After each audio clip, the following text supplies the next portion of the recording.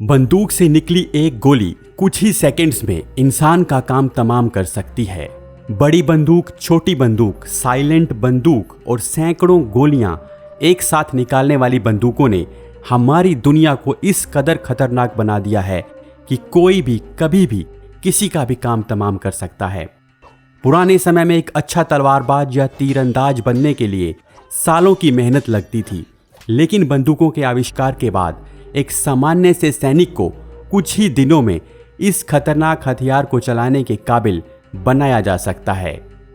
तो चलिए जानते हैं दुनिया के इस खतरनाक हथियार की पूरी हिस्ट्री ऑफ गन्स में।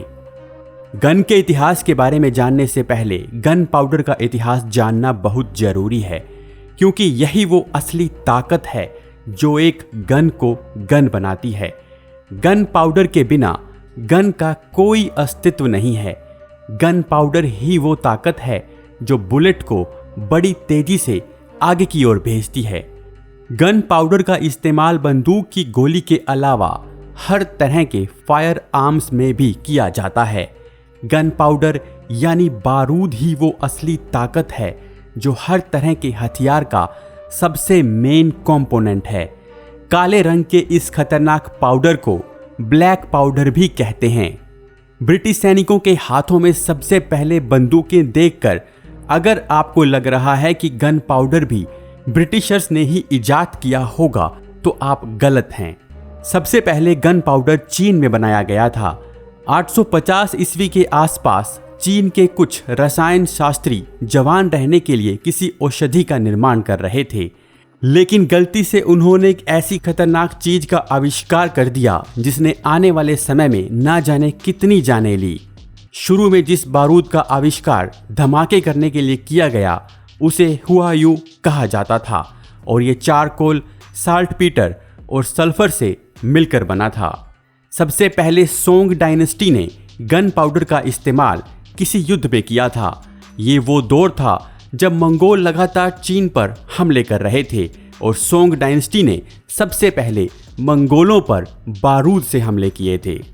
इससे पहले इस डायनेस्टी के लोग बारूद का प्रयोग खुशी के मौकों पर छोटे मोटे धमाके करने के लिए करते थे। शुरू में गन पाउडर का इस्तेमाल तोपों और ग्रेनेड्स में किया जाता था। समय के साथ साथ कई तरह से गन पाउडर को इस्तेमाल किया जाने लगा, जैसे कि बांस की खोखली नलियों को बारूद से भर दिया जाता और साथ ही उसमें पत्थर के टुकड़े डालकर ऊपर से आग लगा दी जाती। इस तरह गन पाउडर ने एक नई किस्म के हथियार को जन्म दिया। दरअसल जब पाइप में छेद करके गन पाउडर में आग लगाई जाती थी तो उसमें डाले गए पत्थर के टुकड़े बड़ी तेजी के साथ सामने की ओर से बाहर निकलते थे, जिसे देखने के बाद लोगों के मन में खतरनाक हथियार बनाने के आइडियाज आए थे। गन पाउडर के इन्वेंशन से पहले तलवार और तीरों से युद्ध लड़े जाते थे, लेकिन धनुष के माध्यम से चलाए गए तीर कुछ ही दूरी तक जा सकते थे। लेकिन जब चीनियों ने देखा कि पाइप में गन पाउडर को इस्तेमाल करने पर पत्थर के टुकड़े दूर तक जा रहे हैं तो उन्होंने पत्थर के टुकड़ों की जगह तीर और भाले लगा दिए। बस फिर क्या था, एक नए किस्म का हथियार बन गया जिसकी मार दूर तक थी। अब चीनी लकड़ी के खोखले टुकड़ों में तीर और भाले भर देते थे और लकड़ी के टुकड़े में छेद करके उसमें बारूद भर दिया जाता था। बारूद में आग लगाने पर तीर और भाले किसी रॉकेट की तरह से दुश्मन पर जाकर गिरते थे।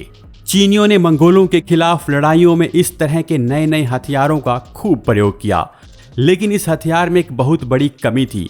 इस हथियार में जिस बैम्बू को प्रयोग में लाया जाता था उसका इस्तेमाल सिर्फ 1 से 2 बार ही किया जा सकता था और उसके फटने का भी डर बना रहता था।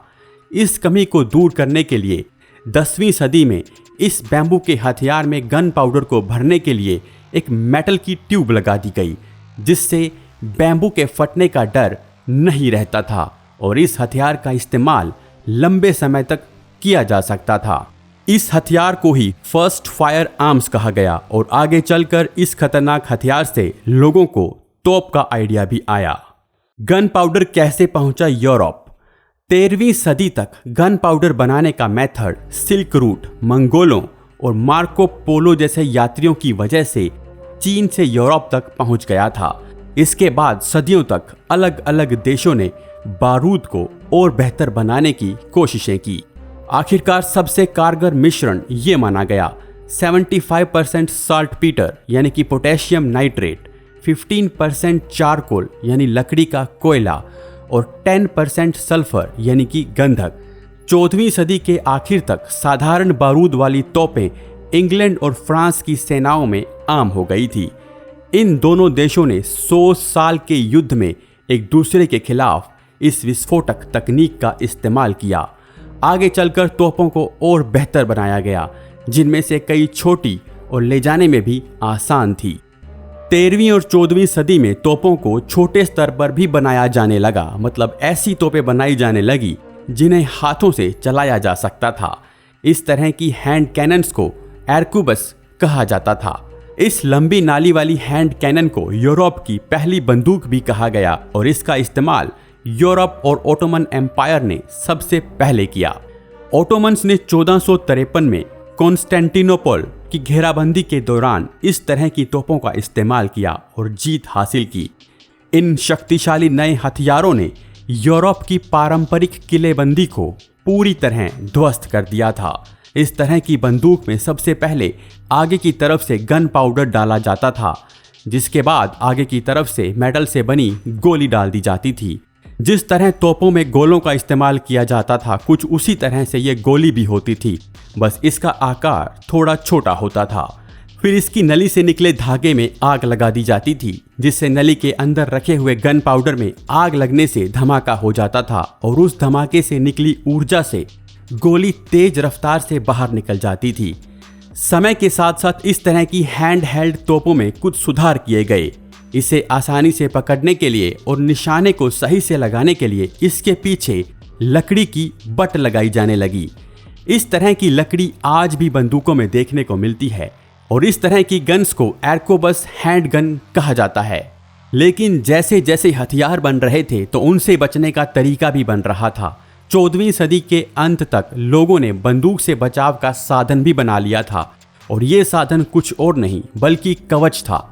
बंदूक से निकलने वाली गोली से बचने के लिए 2 मिलीमीटर तक मोटे कवच को बनाकर तैयार किया गया था, जिसके बाद इस कवच को देखकर बंदूक को और ज़्यादा स्ट्रॉन्ग बनाने की ज़रूरत महसूस होने लगी और इसके लिए बंदूक की नली को लंबा किया गया ताकि गोली ज़्यादा फोर्स के साथ निकले। साथ ही गोली को भी और मजबूत बनाया गया, जिससे ये 2 मिलीमीटर तक मोटे कवच को भी भेद सके। इस तरह से बनी बंदूकों को नाम दिया गया मस्कट। 16वीं सदी में बनी मस्कट नाम की ये बंदूक आर्क्यूबस का हैवियर वर्जन था, जो कि प्लेट आर्मर को भी भेद सकती थी। आधुनिक हैंडगन का आविष्कार। सबसे पहली गन्स बनाने का श्रेय चीन को ही जाता है, क्योंकि उन्होंने ही सबसे पहले रॉकेट की तरह से दिखने वाले हथियार बनाए थे, जिनसे भालों को दूर तक भेजा जा सकता था। मस्कट और आर्क्यूबस जैसी बंदूकें भी तोपों से काफ़ी मिलती जुलती थी। उन्हें चलाने का तरीका भी तोप जैसा ही था, यानी गन पाउडर में चिंगारी डालकर फायर करना पड़ता था। लेकिन इस तरह के हथियार को चलाना मुश्किल था, क्योंकि इसे हाथ में पकड़कर इसे आग लगानी होती थी, यानी अभी तक बंदूकों में ट्रिगर नहीं लगाया गया था। यूरोप में सबसे पहले जिस बंदूक को बनाया गया उसमें इंटरनल फायरिंग मैकेनिज्म सबसे खास बात थी। इस इंटरनल फायरिंग मैकेनिज्म को लॉक कहा जाता था। इस तरह से जो हथियार बनाए गए उनसे फायरिंग मैकेनिज्म बहुत आसान और कारगर हो गया। सबसे पहले जिस लॉक मैकेनिज्म को इजाद किया गया उसका नाम था मैच लॉक, जिसके बाद इसमें सुधार होते गए और आधुनिक हथियारों की एक पृष्ठभूमि तैयार हो गई। मैचलॉक से बनी सबसे पहली बंदूक 15वीं सदी की छोटी नाल वाली लंबी बंदूक थी, जिसे कंधे से सटाकर चलाया जाता था और ये इतनी छोटी थी कि इसे एक अकेला आदमी भी चला सकता था।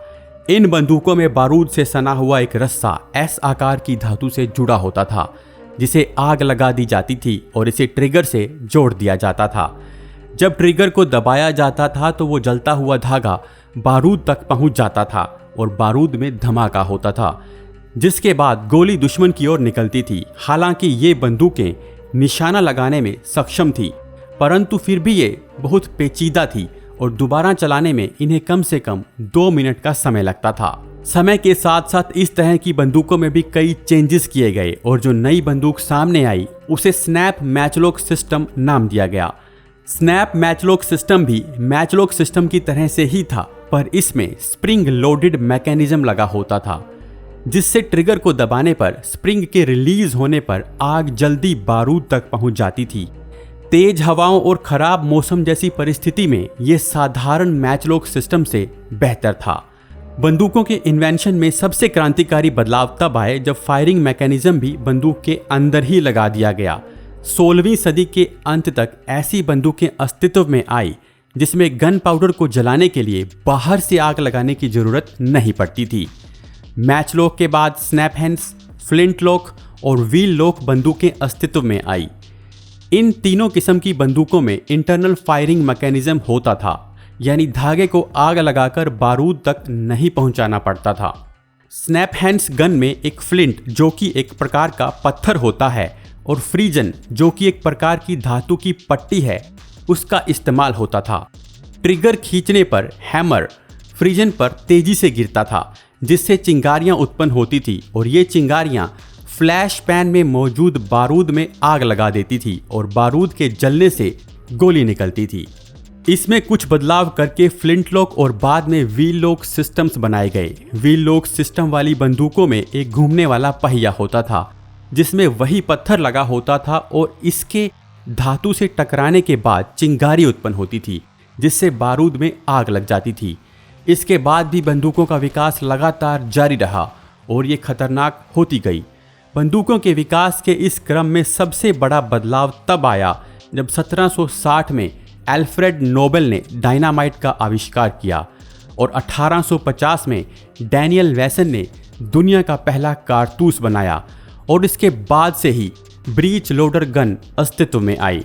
दोस्तों, इसके बाद ही बंदूकों का विकास का क्रम लगातार जारी रहा और आज भी दुनिया में एक से एक खतरनाक बंदूकें बन चुकी हैं। तो ये था बंदूकों का पूरा इतिहास। अगर आपको ये वीडियो पसंद आया तो इसे लाइक और शेयर जरूर कीजिएगा।